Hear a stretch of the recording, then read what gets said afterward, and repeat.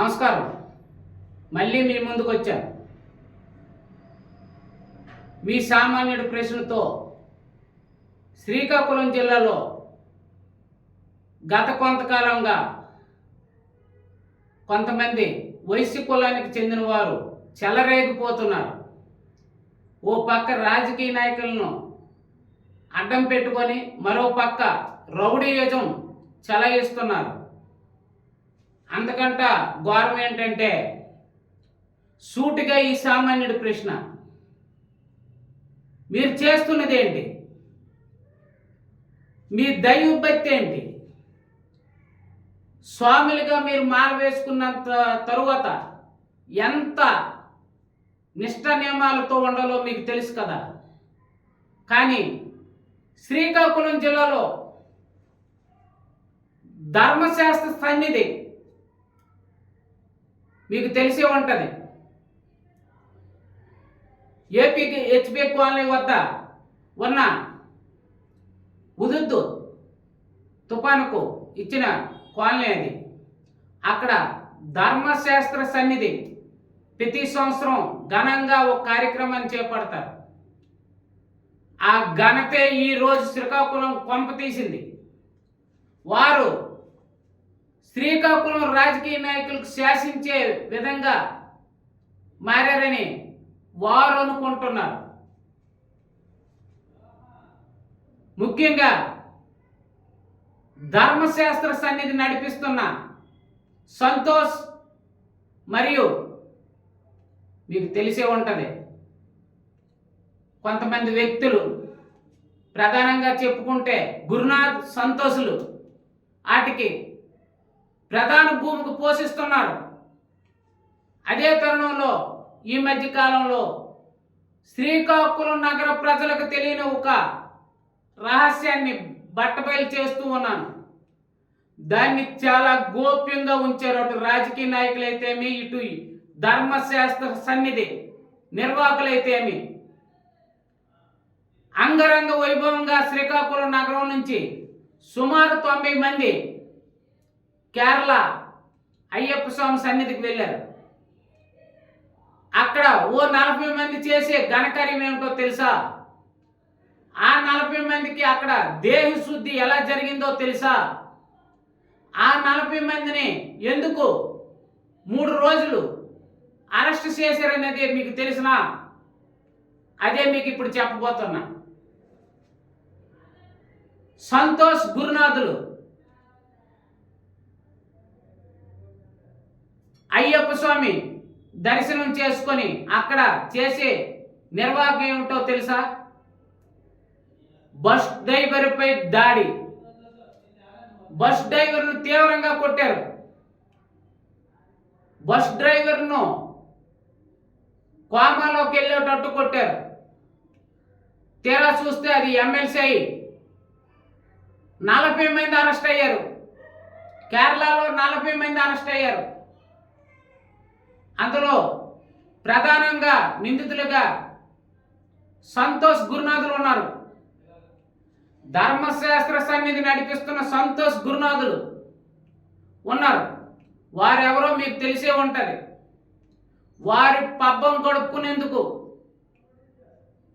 ఎంతమందో రాజకీయ నాయకులు వాడుకుంటూ ఉంటారు. ఇంకోటి ఏంటో తెలుసా?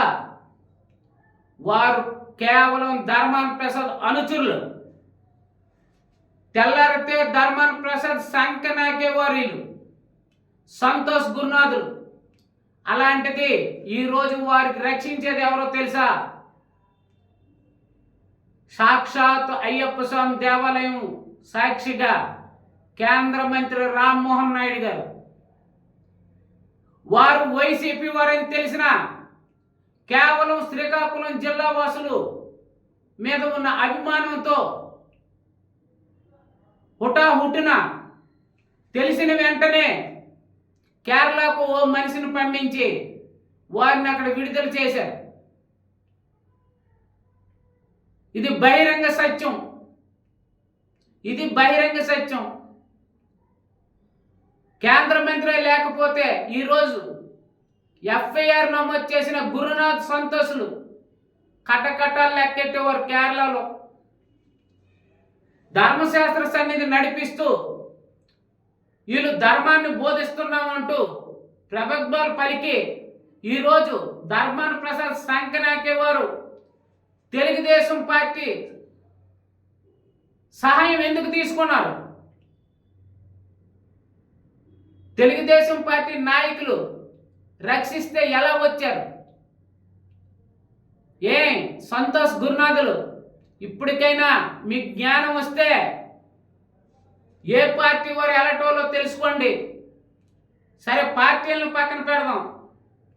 మీరు చేసే రాజకార్యాలు కేరళ నుంచి శ్రీకాకుళం వరకు రావని మీరు మీ 40 మంది సీక్రెట్గా గత కొద్ది రోజులుగా దాచారని తెలుసు.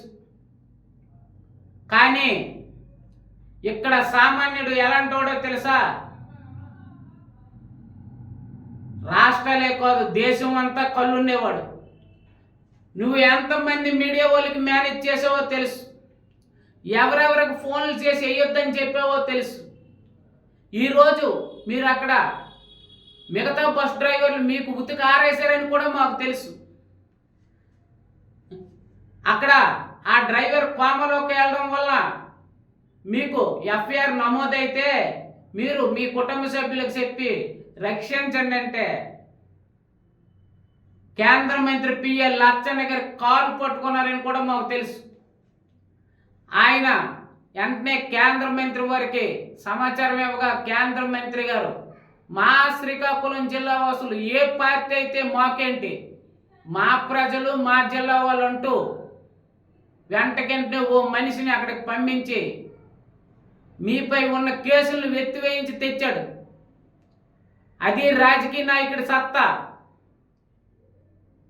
ఏదో 4 డబ్బులు ఉన్నాయి కదని రాలిపోకండి. ఓ 4 వెనకొస్తున్నారని విర్రవేక్కండి. ఎప్పుడైనా మీకు సహాయం చేసేవారికి కృతజ్ఞత చూపించండి. మీపై అనేక ఆరోపణలు వస్తున్నా మేము ఎప్పుడు కూడా మీ గురించి ప్రస్తావించలేదు. కానీ ఈరోజు మీ గురించి ఫస్ట్ సారి ప్రస్తావిస్తూ వచ్చాను. మళ్ళీ మరిన్ని వివరాలతో మళ్ళీ కలుద్దాం. మీ సామాన్యుడి ప్రశ్న, అసలు సంతోష్ గురునాథులు వ్యవహారంపై నిఘా పెట్టాం. అసలు ఈ గొడవ కారణం ఏంటని వీడియో ఫుటేజ్లు కూడా వస్తున్నాయి. అవి కూడా రిలీజ్ చేస్తాం. మీరు ఎంతమంది వెళ్ళారు, ఎంతమంది పక్కదారి పెట్టారు, ఎంతమంది గొడవలో దిగారనేది కూడా మా దగ్గర సాక్ష్యాధారాలతో మాకు వీడియోలు వస్తున్నాయి. అవన్నీ బయట పెట్టేందుకు మేము సిద్ధం. మళ్ళీ కలుద్దాం. మీ సామాన్యుడి ప్రశ్న, డాక్టర్ డోలప్పన్న, శ్రీకాకుళం జిల్లా సీనియర్ జర్నలిస్ట్. ఉంటా. బాయ్.